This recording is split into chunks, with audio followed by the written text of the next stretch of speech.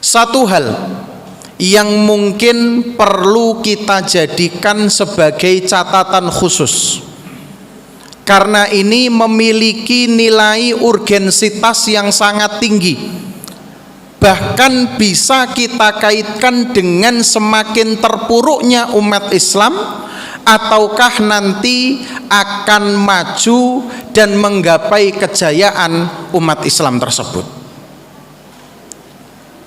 Di antara salah satu paradigma cara berpikir yang salah yang dimiliki oleh sebagian besar kaum muslimin adalah anggapan bahwasanya hari Jumat itu sama seperti dengan hari-hari yang lain.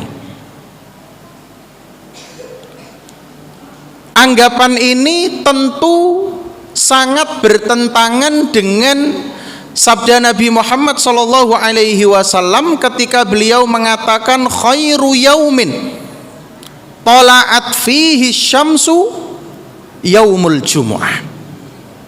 Hari terbaik di mana matahari itu muncul dari arah timur itu adalah hari Jumat.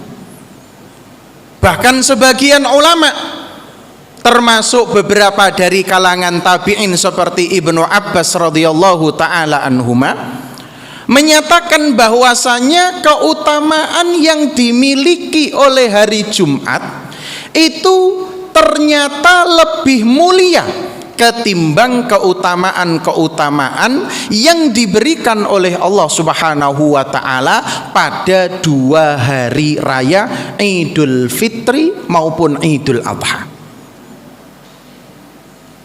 Akibat mispersepsi, pandangan pemikiran yang kurang tepat ini, sebagian besar kaum muslimin menyambut hari Jumat seperti hari-hari yang lainnya. Tidak seheboh ketika mereka menyambut hari raya Idul Fitri maupun hari raya Idul Adha.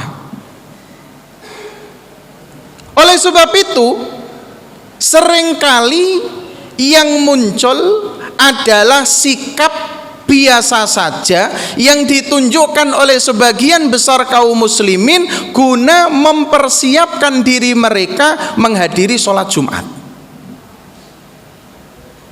Dan ini kadangkala diperparah oleh penjelasan yang kurang tepat pula dari sebagian asatidzah, dari sebagian dai. Salah satu contoh yang paling sering kita dengar dari sebagian dai adalah ketika mereka mensyarah, menjelaskan hadis yang diriwayatkan oleh Imam Bukhari dan Muslim yang berbunyi man roha yaumal jumu'ati fis sa'atil ula faka'annama qarraba badanah. Barang siapa yang pergi ke masjid pada hari Jumat fis sa'atil ula pada jam yang pertama, seolah-olah dia mengorbankan seekor unta. Banyak di antara para dai tanpa mengurangi sedikit pun rasa hormat dan takzim kita kepada beliau-beliau yang kemudian menjelaskan kepada kita umat Islam ini dengan penjelasan yang kurang tepat. Rata-rata as-sa'atil ula dalam hadis ini dimaknai dengan shaf yang pertama. Padahal kalau panjenengan lihat di banyak syarah yang telah dinukil saking para ulama, yang dinamakan dengan as-sa'atil ula tidak ada satupun dari mereka yang memaknai dengan shaf yang pertama. As-sa'atul ula minimal ada dua pendapat yang bisa diperdebatkan kevaliditasnya. Yang pertama adalah qabla au ba'da tulu'il fajri, setelah terbitnya fajar ketika waktu subuh sudah datang. Ini adalah as-sa'atul ula.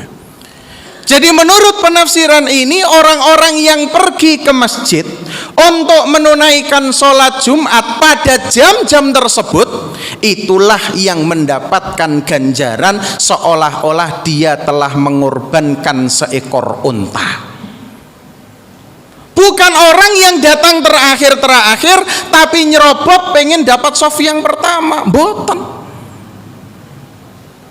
Sebagian ulama yang lain mengatakan bahwasanya as-sa'atul ula itu dimulai ba'da tulu'is syamsi, setelah terbit matahari.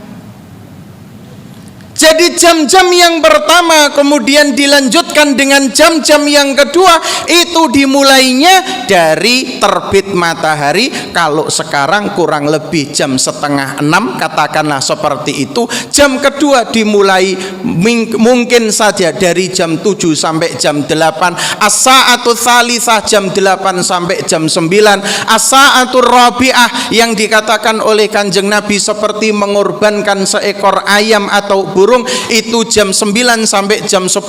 Setelah itu dikatakan as-sa'ah al-khamisah yang pahalanya seperti qarraba baidah, mengorbankan sebutir telur. Kalau kita terus berpandangan seperti ini, maka kita akan menjadi manusia-manusia yang selalu telat dalam mengikuti pelaksanaan sholat Jumat. Telatnya orang mengikuti pelaksanaan sholat Jumat bukan karena dia masbuk, bukan, tapi dia sudah dianggap telat ketika khotib sudah naik mimbar, dia masih berada di rumah, dia masih ada di jalanan, dia belum masuk ke dalam masjid. Dan kita tahu bahwasanya pada hari Jumat itu, sebagaimana hadis yang diriwayatkan oleh Imam Bukhari dan Muslim, diceritakan di pintu-pintu masjid itu menunggu para malaikat yang menulis siapa saja orang-orang yang datang sebelum khotib naik mimbar. Ketika khotibnya sudah naik mimbar, tawau as-suhuf, malaikat-malaikat tersebut akan menutup buku-buku catatannya, buku-buku amalannya, wa yastami'una dzikr, dan bersiap-siap untuk mendengarkan khotib khutbah yang akan disampaikan. Kalau kita puluhan tahun datang ke pelaksanaan sholat Jumat setelah khotib naik mimbar, maka barangkali selama itu pula nama kita tidak akan pernah tercatat oleh para malaikat sebagai orang-orang yang layak untuk mendapatkan ganjaran sholat Jumat. Benar, kita menggugurkan kewajiban kita, tapi pahala yang sudah disiapkan oleh Allah tidak pernah diberikan oleh Allah Subhanahu wa ta'ala. Ma'asyiral muslimin, makanya Al-Fakir sering mengingatkan, jika kita memang mau menjadikan agama kita ini bangkit, ndak perlu ndake-ndake dengan menjadikan sholat subuh berjamaah diikuti oleh banyak orang, terlalu muluk-muluk. Cukup yang sederhana saja, hadiro pada pelaksanaan sholat Jumat sebelum khotib naik mimbar, cukup itu. Dan ini menjadi sebuah pemandangan masif yang dilakukan oleh kebanyakan kaum muslimin. Niscaya kebangkitan agama Islam tidak menunggu waktu yang lama. Tapi kadangkala dunia lebih terasa berat di hati kita, padahal sudah jelas Allah Subhanahu wa ta'ala firmankan, ya ayyuhalladzina amanu idza nudiya lis-sholati mi yaumil jumu'ah fas'au ila dzikrillah wa dzarul bai'. Allah hanya meminta setengah hari dari satu pekan kita untuk benar-benar fokus beribadah setelah. Setelahnya kita bisa menggunakan waktu itu untuk mencari rizki Allah yang lain. Fa idza qudiyatis sholatu fantashiru fil ardi wabtaghu min fadlillah wadhkurullaha katsiran la'allakum tuflihun. Ma'asyiral muslimin, mari kita perbaiki cara pandang kita terhadap hari Jumat ini. Mari kita sambut kedatangan hari raya pekanan ini dengan istimewa. Kita persiapkan diri kita, mandi sejak awal, kita pergi sejak awal, kita siapkan Al-Quran kita siapkan keperluan-keperluan kita untuk menyambut kejayaan agama. Tapi kalau semuanya hadir di akhir waktu, tidak pernah mendengarkan pengajian yang sifatnya wajib ini, bagaimana mungkin agama kita akan bisa dijayakan oleh Allah Subhanahu wa ta'ala.